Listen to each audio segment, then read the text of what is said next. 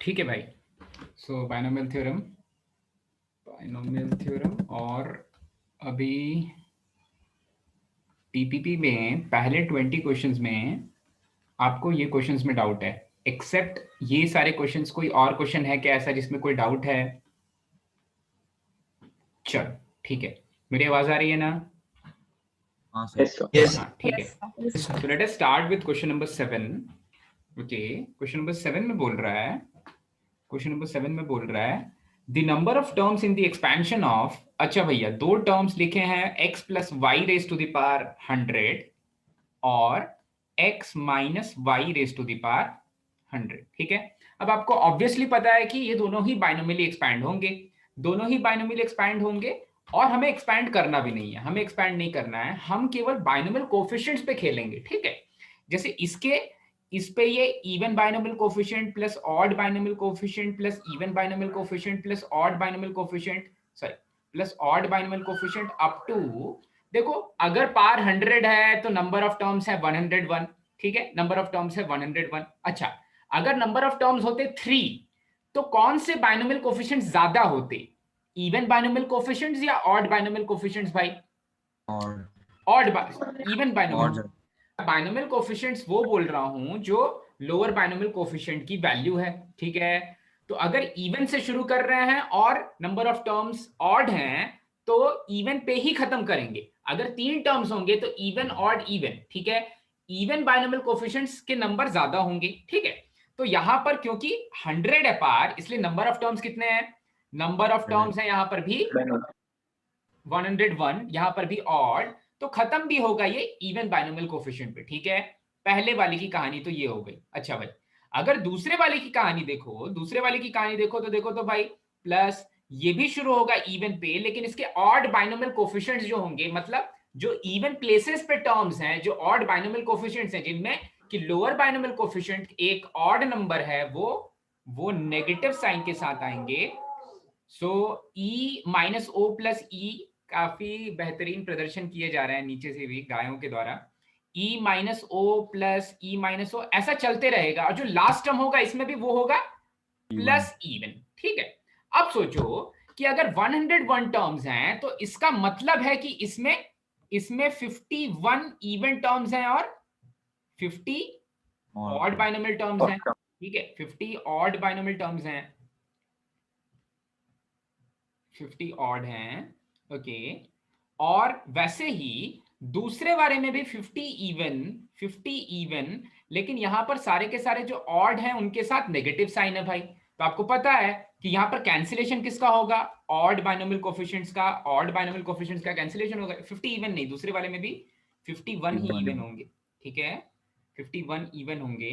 अच्छा भाई, अब जो 51 इवन बाइनोमियल कोफिशिएंट्स हैं दोनों में बिल्कुल सेम होंगे। जैसे पहला वाला होगा 100C0 x raise to the power 100, वो दूसरे वाले में भी होगा 100C0 x raise to the power 100। ठीक है, क्योंकि ये दोनों बाइनोमियल ट्विन्स हैं, तो एक्चुअली ये वाले जो इवन बाइनोमियल कोफिशिएंट्स हैं और ये वाले जो इवन बाइनोमियल कोफिशिएंट्स हैं दोनों बराबर हो जाएंगे।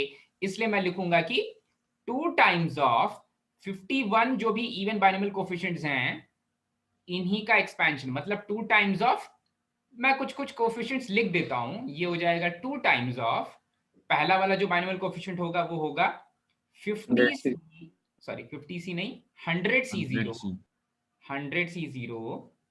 Okay, 100C0 x raise to the power 100, दूसरा वाला जो होगा वो होगा 100C2 x raise to the power 98 y raise to the power 2 and so on, और ये सिलसिला चलता रहेगा up to 100C 100 y raise to the power 100 तक। ठीक है, तो ये 51 टर्म्स हो जाएंगे भाई, ये टोटल नंबर ऑफ टर्म्स 51 हो जाएंगे, कि उसी चीज का तो 2 टाइम्स हो जा रहा है, ठीक है, तो क्लियर हो गया भाई, नंबर ऑफ टर्म्स हो गए 51। ठीक है, यस तो ये था क्वेश्चन नंबर 7। जब भी आपके पास बाइनोमियल ट्विन्स आए ना तो आप इस तरह से इवन ऑड करके ही करो, क्योंकि दोनों टर्म्स बिल्कुल सेम हैं, तो इवन ऑड करके कोशिश करना सॉल्व करने का। ओके, 7th वाला हो गया। 7th वाले के बाद आ जाते हैं क्वेश्चन नंबर 10 पे। Question number 10, okay, question number 10 में बोल रहा है इफ द एक्सपेंशन ऑफ, अच्छा भैया यहां पर भी दो टर्म्स गिवन है, एक है x प्लस मुझे अल्फा बीटा लिखने में थोड़ी प्रॉब्लम होगी और बहुत मिस्टेक्स हो सकती हैं, इसलिए मैं ए और बी लिख दे रहा हूँ अल्फा बीटा की जगह पर।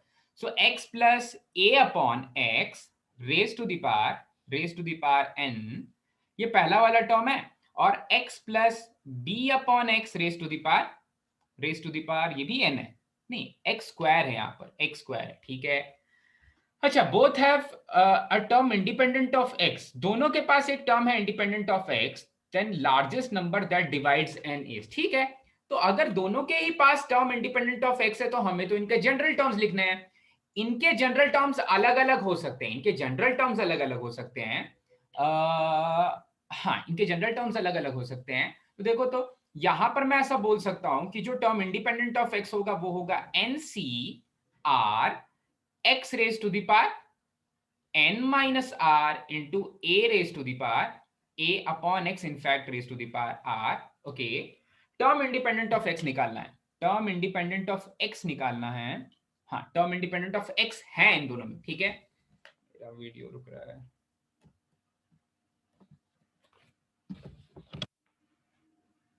हेलो हेलो, yes, हाँ, टर्म इंडिपेंडेंट ऑफ x है एक्चुअली इनमें, ठीक है। तो x की पावर, x की कोई इंटीग्रल पावर आने वाली है, ठीक है, x की कोई इंटीग्रल पावर आने वाली है, और दूसरे वाले में भी टर्म इंडिपेंडेंट ऑफ x है। तो ये पहले वाले का टर्म इंडिपेंडेंट ऑफ x लिखा, अब दूसरे वाले का टर्म इंडिपेंडेंट ऑफ x लिखते हैं, ठीक है। तो ये हो जाएगा n c k x raise to the power n minus k और b upon x square raise to the power k, ठीक है। तो देखो, तो यहां पर जब आप टर्म इंडिपेंडेंट ऑफ एक्स निकालने जाओगे तो एक्स की इफेक्टिव पावर को आपको जीरो करना पड़ेगा। यहां पर इसका मतलब n माइनस टू आर की वैल्यू जीरो होने वाली है, n माइनस टू आर की वैल्यू जीरो होने वाली है, ठीक है। और दूसरे वाले से क्या मिल रहा है भाई, यहां से इफेक्टिव पावर ऑफ एक्स, यहां पर भी क्योंकि टर्म इंडिपेंडेंट ऑफ एक्स है तो यहां पर भी मुझे इफेक्टिव पावर ऑफ एक्स को जीरो करना है। अगर इफेक्टिव पावर ऑफ एक्स को जीरो करना है तो फिर से n माइनस के माइनस टू के की वैल्यू जीरो कर देंगे भाई। इसका मतलब यहां से मुझे यह पता चलता है कि n is a multiple of, n is a two, multiple of two, और यहां से यह पता चलता है कि n is a multiple of, n is a multiple of, three, multiple of three.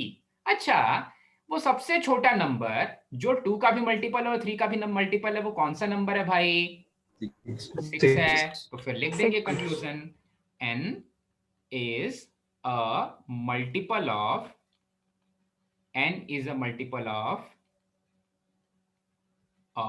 6, ठीक है। अच्छा, लार्जेस्ट, हाँ इनमें भी लार्जेस्ट नंबर, हाँ जो सबसे छोटा नंबर है वो इन नंबर्स में से लार्जेस्ट नंबर है, ठीक है। 6 हो सकता है, 12 भी हो सकता है।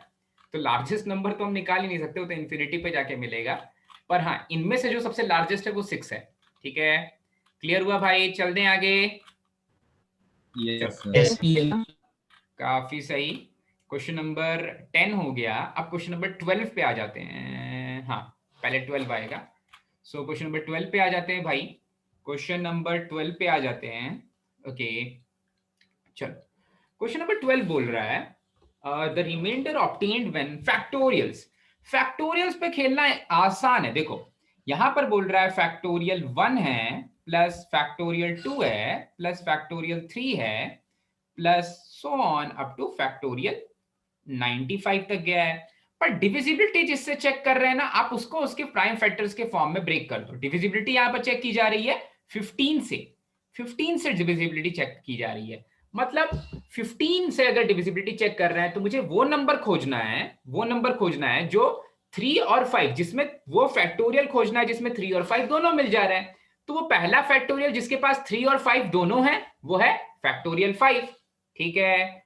और अगर फैक्टोरियल 5 के बाद कोई भी फैक्टोरियल लोगे तो उसमें 15 एज अ टर्म, तो मतलब 15 एज अ फैक्टर तो आने ही वाला है, ठीक है। तो आपके लिए काम की चीज क्या है भाई, कि जो उसके पहले के Multiply. टर्म्स हैं 1 2 3 से लेकर के 1 2 3 4 फैक्टोरियल 5 के, फैक्टोरियल 5 ऑनवर्ड्स हर एक फैक्टोरियल में 15 है, तो वो सभी के सभी 15 से डिविजिबल हैं। तो उसके पहले के जो टर्म्स हैं, उसके पहले के जो टर्म्स है, मतलब फैक्टोरियल 1 फैक्टोरियल 2 फैक्टोरियल 3 फैक्टोरियल 4, इनको ऐड करो और इनको ऐड करोगे तो आपको पता है 24 प्लस 9 33, 33 प्लस नहीं 24 प्लस 6 30, 30 प्लस 2 32 प्लस 1 33, 33 दे देंगे आउटपुट। और जब फैक्टोरियल 4 1 से लेकर के फैक्टोरियल 4 तक को आपको डिस्क्रीट ऐड करना पड़ेगा, और जब इस 33 को डिवाइड करेंगे, इस 33 को डिवाइड करेंगे 15 से तो रिमाइंडर मिल जाएगा 3, 15 से तो रिमाइंडर मिल जाएगा 3। ठीक है, जिसका डाउट था उसको समझ में आया भाई? Yes sir. तो वो ऐड क्यों करना है फर्स्ट 4 वाला? फर्स्ट 4 वाला क्योंकि remainder obtained when these factorials are being added बोल रहा है ना बेटा।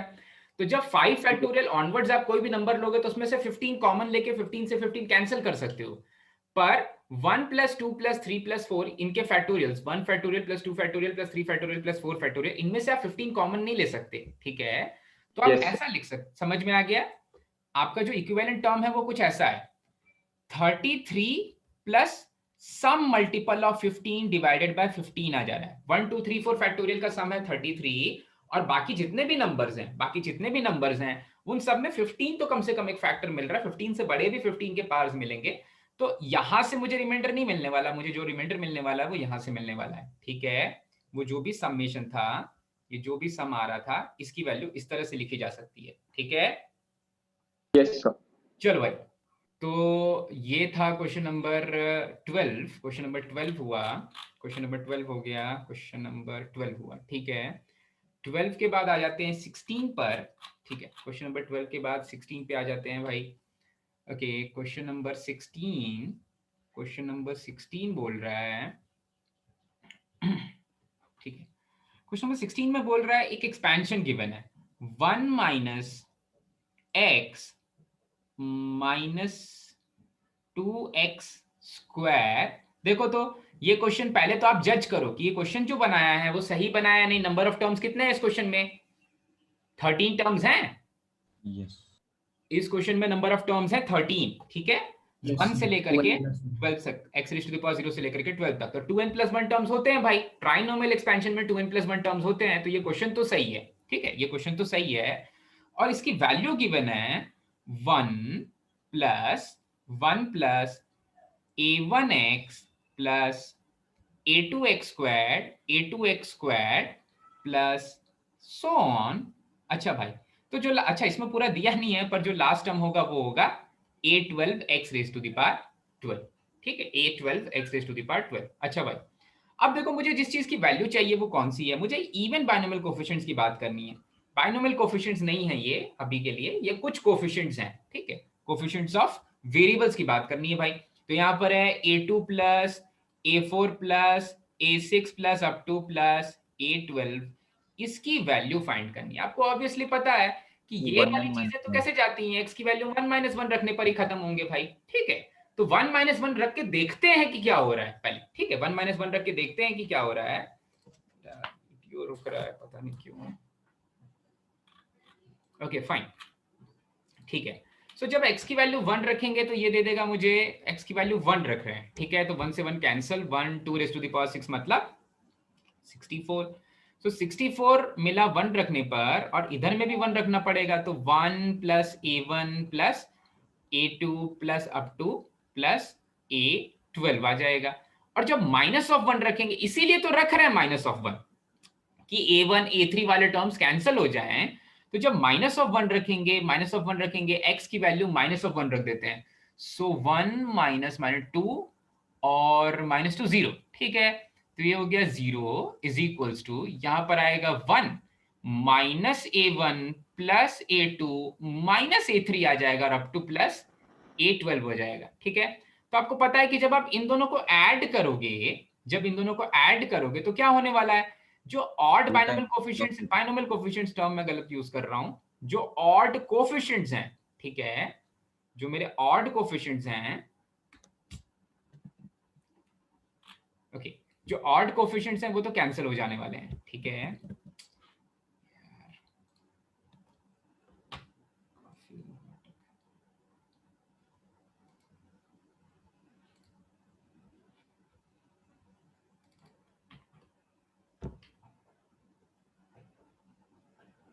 हाँ भाई, प्रोजेक्ट कर देता हूं। हाँ भैया, तो जो ऑड बाइनोमियल कोफिशिएंट्स हैं वो तो कहीं ना कहीं कैंसिल होने वाले हैं, तो इधर बचेगा 64 is equals to 2 plus 2 times of a2 plus 2 times of a4 plus up to plus 2 times of a12, ठीक है। मतलब मुझे तो a2 से लेकर के a12 तक की जरूरत है, तो इस 2 को इधर इधर फेंक दो भाई, इधर आ जाएगा 62 is equals to 2 times of a2 plus a4 plus a6 plus up to संसार में जो आखिरी नंबर है यहाँ पर वो है a12, 2 से डिवाइड करेंगे तो 31 is equals to a2 plus a4 plus a6 plus up to plus a12 आ जाएगा, ठीक है। यही आ जाएगा आंसर। 13 नहीं, क्या आया मेरा 31 आ जाएगा आंसर, 31 आ जाएगा 16 वाले का। चलो भैया चमका, तो ये तो आसान था, बहुत सारे लोगों ने किया होगा। प्लस माइनस 1 रख करके ही करना है, चमक जाना चाहिए। इवन ऑड को कैंसिल करना है एक्स के हायर पार्ट्स में तो -1 प्लस 1 रख दो। अगर 3 का डिफरेंस आता तो क्या करते, 1 ओमेगा ओमेगा स्क्वायर रखते। 4 का difference iota minus iota 1 plus 1 रखेंगे, तो बहुत पहले बताया हुआ है, ठीक है भैया। नेक्स्ट क्वेश्चन पे आ जाते हैं, question number 17। So question number 16 हो गया, क्वेश्चन नंबर 16 हुआ, क्वेश्चन नंबर 17 पे आ जाते हैं, फिर 18 20, ठीक है। क्वेश्चन नंबर 17 बोल रहा है, हाँ क्वेश्चन नंबर 17 बोल रहा है समेशन दिया हुआ है, समेशन दिया हुआ है r इज इक्वल्स टू 0 से लेकर के n तक -1 raise to the power ncr, नहीं -1 raise to the power ncr नहीं होगा, -1 raise to the power r given है, और फिर बाइनोमियल कोफिशिएंट है ncr, और फिर टर्म्स हैं 1 plus r times of log of 10 to the base e divided by 1 plus log 10 raised to the power n to the base e raised to the power r, ठीक है, raised to the power r, ठीक है, okay. अच्छा fine, तो यहां पर देखो जो सबसे पहला स्टेप मुझे दिख रहा है वो ये दिख रहा है कि क्योंकि log 10 बेस e ऊपर में भी है, log 10 बेस e नीचे में भी है, उसको बार बार क्यों लिखना, तो उसको मैं t लेके चलने वाला हूं, ठीक है। तो मैंने यहाँ पर log 10 to the base e को, वो n आपका जो पार में है वो सामने आ जाएगा, वो तो आपको समझ में आ रहा होगा। तो मैंने यहाँ पर ले लिया log of 10 to the base e को t, क्योंकि वो बार बार रिपीट होने वाला, मैं उसको बार बार नहीं लिखने वाला हूँ। ये तो कोई भी क्वेश्चन में पहला अप्रोच, पहला जो स्टेप है ये तो समझ में आता ही है। तो मैं बाकी के क्वेश्चंस को देखता हूं, बाकी के फॉर्म को देखता हूं। ये r इज इक्वल्स टू 0 से लेकर के n तक -1 raise to the power r ncr 1 plus rt divided by 1 plus r times of t divided by 1 plus n times of t, इसको n times of t raise to the power r, raise to the power r के form में रखा। अच्छा, raise to the power r के form में रखा, चलो बहुत अच्छा, ठीक है। अब देखो समेशन इज डिस्क्रीट इंटीग्रेशन, ठीक है। इस डिस्क्रीट इंटीग्रेशन में वैल्यू किस चीज की चेंज हो रही है, r की वैल्यू चेंज हो रही है। मतलब कांस्टेंट क्या है मेरा, t constant, of course t log of 10 base, ये वो एक नंबर है भाई, उसकी जगह पर मैं कुछ भी रखूं, वो 500 रख दो उसकी जगह पर, वो एक नंबर है, ठीक है। तो जब भी मैं अपने बाइनोमियल कोफिशिएंट्स को समेशन के फॉर्म में, हमने बहुत कम लिखा है समेशन के फॉर्म में, लेकिन कल हम कुछ क्वेश्चंस कर रहे थे उसमें हमें समझ में आया था कि बाइनोमियल कोफिशिएंट्स को समेशन के फॉर्म में भी लिख सकते हैं भाई। जैसे मैं आपको एक एग्जांपल दे रहा हूं यहीं पर, बहुत बहुत आसान सा एग्जांपल है कुछ ऐसा कि जो आप 1 plus x raise to the power n को लिखते हो nc0 plus nc1x plus nc2x squared plus up to plus ncnx raise to the power n, इसको आप समेशन के फॉर्म में भी लिख सकते हो। कैसे लिख सकते हो, समेशन r की वैल्यू 0 से लेकर के n तक cr ncr या cr और x raise to the power r, ठीक है।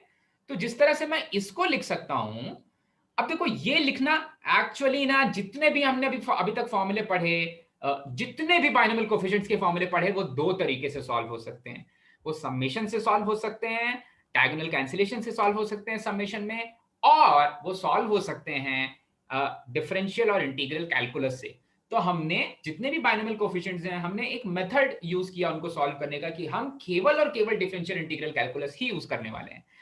पर एक लिमिटेशन है डिफरेंशियल इंटीग्रल कैलकुलस की, वो लिमिटेशन यहां पर दिखेगी आपको। वो छोटी सी जो लिमिटेशन है ना कि सारे के सारे क्वेश्चंस क्यों डिफरेंशियल इंटीग्रल कैलकुलस से बाइनोमियल थ्योरम के सॉल्व नहीं हो पाते, उसका रीजन सिंपल सा ये है कि भैया ये डिस्क्रीट समेशन है। हम डिफरेंशिएट कर रहे हैं एलएचएस को 1 plus x raise to the power n को डिफरेंशिएट कर रहे हैं क्योंकि एन वहां पर इंटीजर लकीली हमें मिल जा रहा है। ठीक है, पूरी चीज डिस्क्रीट नहीं, जो आरएचएस है वो आपका कंटिन्यूअस नहीं है। अरे एनसी 0 के बाद एनसी 1 ही आ सकता है, एनसी 0 के बाद एनसी 0.001 नहीं आ सकता। इसलिए मैं ऐसा नहीं बोल रहा हूं कि इंटीग्रेशन या डिफरेंशिएशन गलत है, पर आरएचएस इतना डिस्क्रीट है ना कि उसको समेशन के फॉर्म में लिखना ज्यादा फायदेमंद है। ठीक है, अब समझते हैं कैसे। देखो इस तरह के क्वेश्चंस में पहले तो ये समझ में आ गया कि ऐसा एक ही टर्म है जो पावर पे खेलेगा, 1 plus n t raise to the power r, क्योंकि इसी के पास आर है। ठीक है, 1 plus n t raise to the power r और टी मेरा कांस्टेंट है। तो समेशन को मैं अलग कर रहा हूं। जैसे यहां पर एक समेशन मैंने नीचे में लिखा, ये एक समेशन मैंने नीचे में लिखा, वैसा समेशन मैं क्रिएट करने की कोशिश करता हूं। एक क्वेश्चन ऐसा समझ जाओगे ना भाई, समेशन के सारे क्वेश्चन होने लग जाएंगे। ठीक है, तो मैं वैसा समेशन क्रिएट करने की कोशिश करता हूं और पहले वाले टर्म में मुझे वैसा समेशन मिल रहा है। कैसे मिल रहा है भाई, देखो तो यहां पर अगर मैं इसको स्प्लिट करके लिखूं तो ये कुछ ऐसा बन रहा है, summation of r is equals to 0 से लेकर के n तक -1 raise to the power r NCR divided by या multiplied by 1 divided by 1 plus n times of t raise to the power r। ये पहला वाला टर्म है। ये इसमें जो टर्म है वो मेरा उसका पावर r है और r की वैल्यू चेंज हो रही है, तो बिल्कुल ऊपर वाले जैसा फॉर्म बन रहा है, बिल्कुल ऊपर वाले जैसा फॉर्म बन रहा है। हाँ, वो x raise to the power r की जगह पर, अभी x की जगह पर मेरे पास टर्म है 1/1 plus n times of t।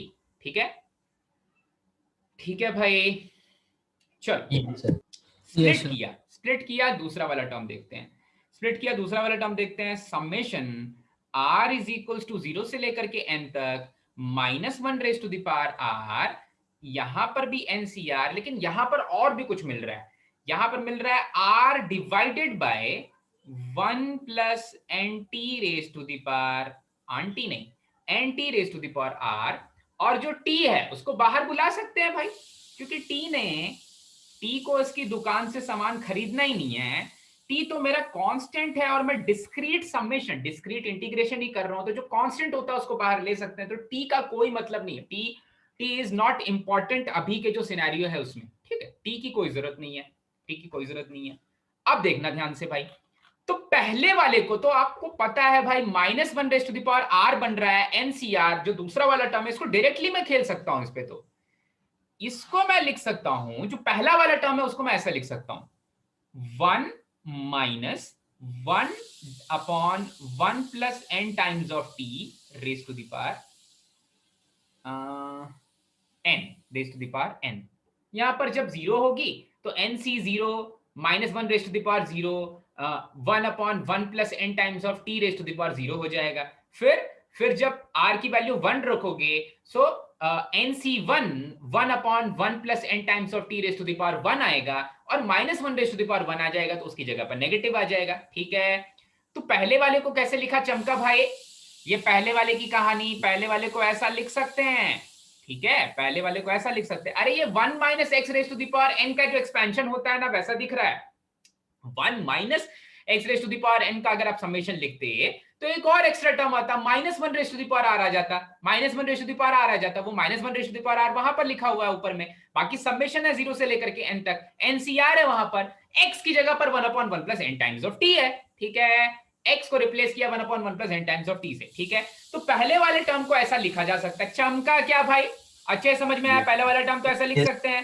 एक बार फिर से एक्सप्लेन करोगे हाँ, मेरा एक बार फिर से एक्सप्लेन करते हैं। देखो यहां पर बोल रहा है, देखो जो समेशन है वो सभी में आने वाला है। जब भी आप 1 plus x raise to the power n का एक्सपेंशन लिखोगे तो समेशन r की वैल्यू 0 से लेकर के n तक हमेशा आने वाली है। अब 1 plus x raise to the power n का एक्सपेंशन लिखोगे तो -1 raise to the power r वाला टर्म नहीं आता, पर 1 minus x raise to the power n का एक्सपेंशन लिखोगे तो -1 raise to the power r भी आएगा। ठीक है, बाइनोमियल कोफिशिएंट्स के लिए समेशन में NCR का टर्म आना चाहिए, NCR का टर्म यहां पर भी है। और वो वाला टर्म जो बाकी बाइनोमियल समेशंस में अगर 1 minus x raise to the power n का समेशन लिखते तो r इज इक्वल टू 0 से लेकर के n तक -1 raise to the power r x raise to the power r लिखते, यहां पर वो x raise to the power r नहीं है, यहां पर है वो 1/1 plus nt raise to the power r। तो 1 minus x raise to the power n का एक्सपेंशन लिख रहे हैं, यहां पर x की जगह पर है 1/1 प्लस nt, तो ये हो जाएगा 1 minus 1/1 plus nt raise to the power n। ठीक है, तो पहले वाले की तो कहानी बिल्कुल साफ है। दूसरे वाले के बारे में सोचते हैं भैया। अब दूसरे वाले के बारे में देखो, जो जो ये एनसीआर है ना, ये एनसीआर है ना, इसको है एफिनिटी। ठीक है, इसको है एफिनिटी। ये क्या चाहता है कि इसके साथ, इसके आसपास में अगर कोई भी आर या एन का टर्म होगा तो कैंसिल हो जाएगा। अगर कोई और वेरिएबल होगा ना तो ये उसको इंटीग्रेट नहीं कर पाएगा अकेला।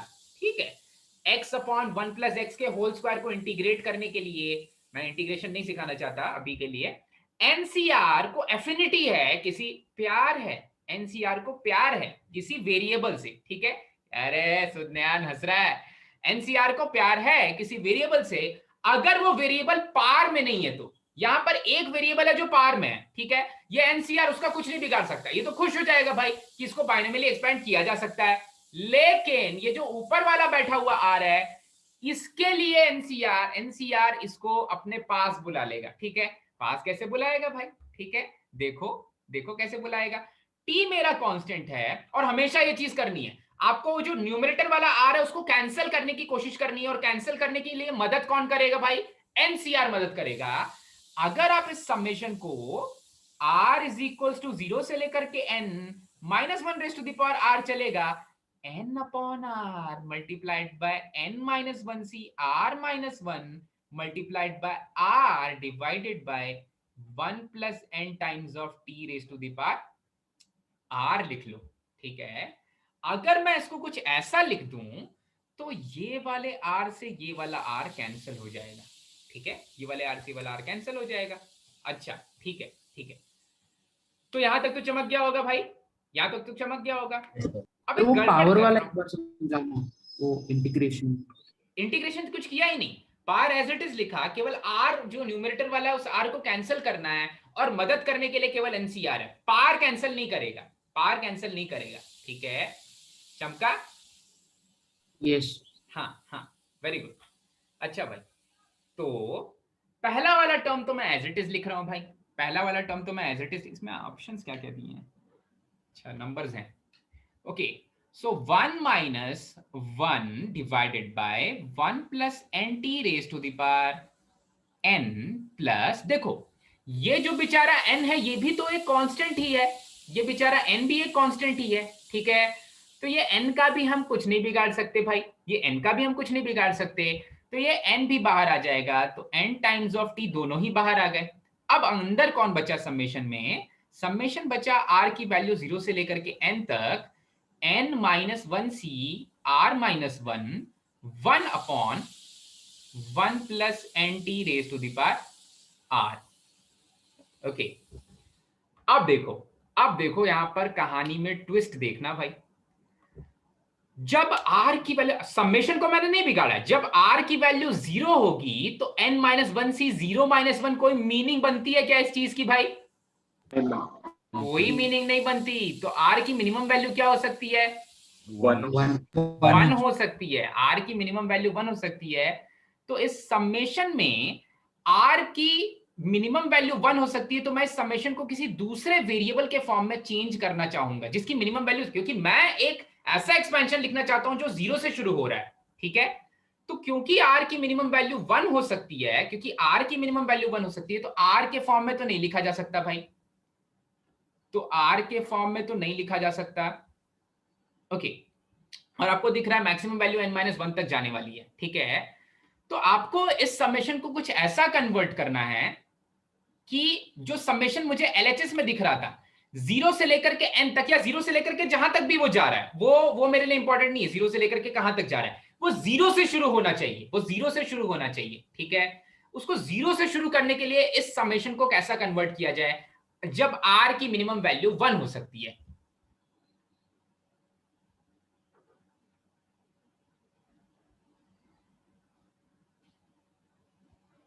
सोचो भाई। r की मिनिमम वैल्यू 1 हो सकती है, तो r माइनस 1 की वैल्यू क्या हो सकती है? लगाओ तो दिमाग। r-1 की 0। हाँ, तो सोचो तो उस समेशन को कन्वर्ट करके, वो समेशन कैसा कन्वर्ट हो जाए कि ये एक एक्सपेंशन के फॉर्म में कन्वर्ट हो जाए। ठीक है, एक सेकेंड ना,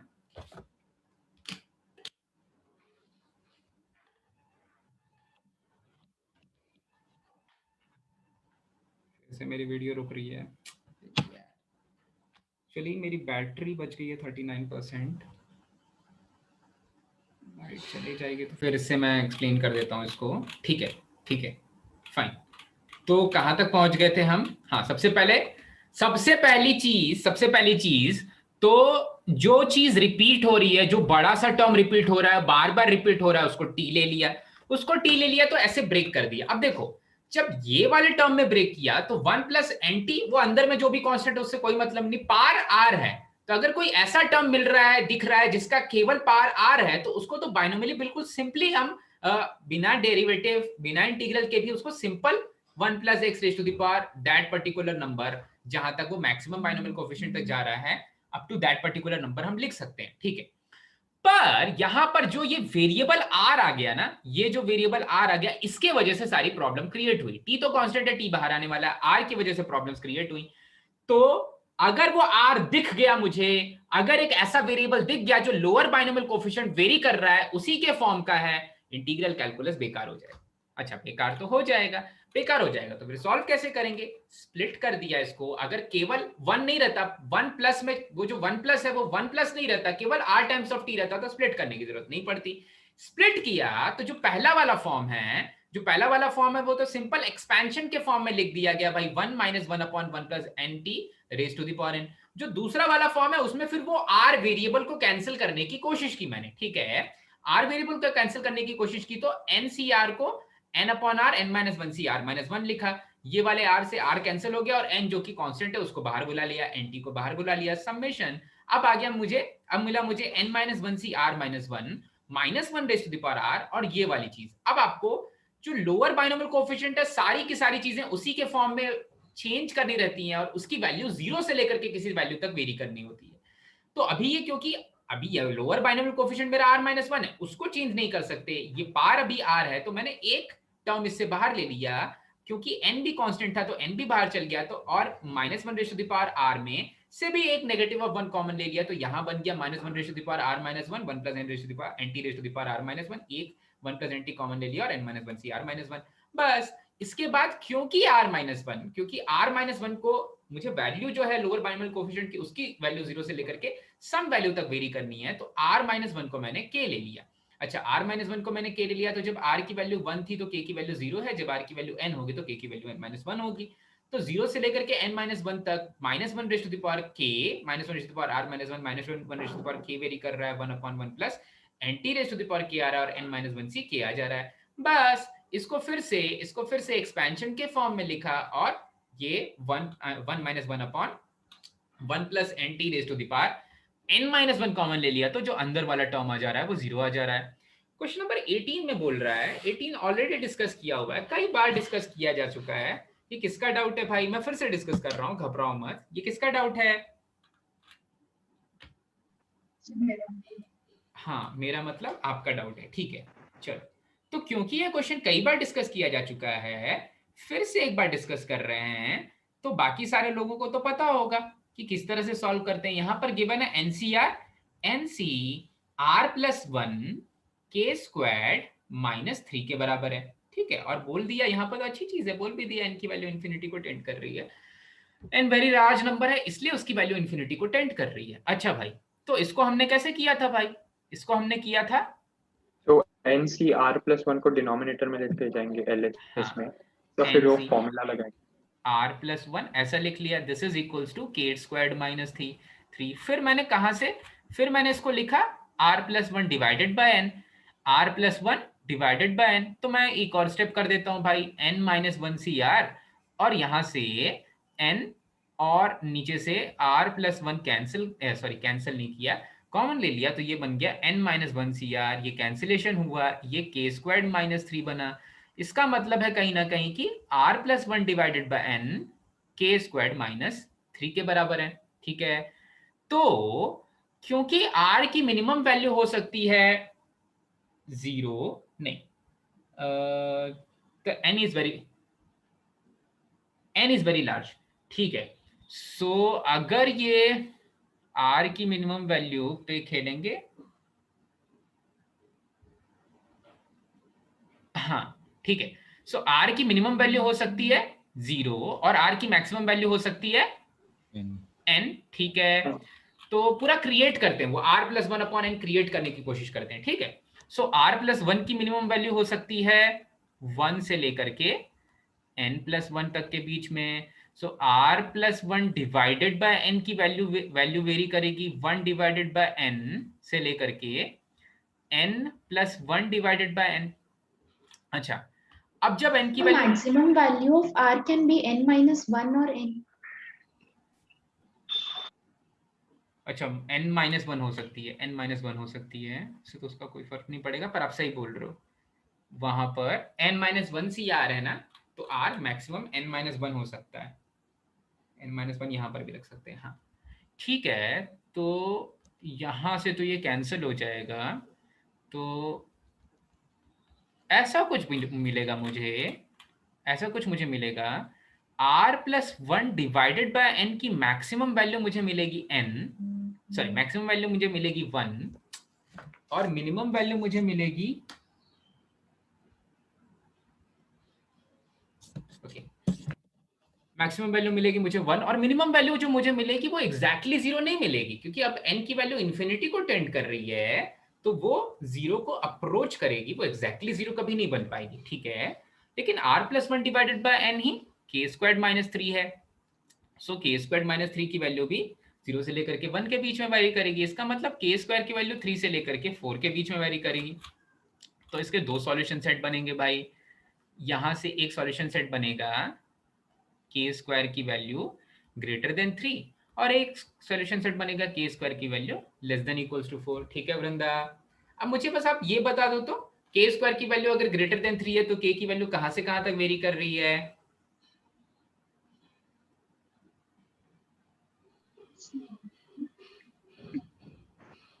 कहां से कहां तक वेरी कर रही है बेटा?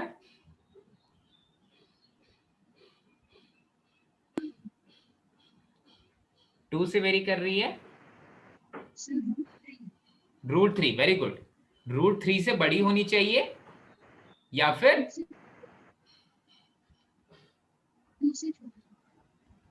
फिर माइनस ऑफ √3 से छोटी होनी चाहिए, ठीक है।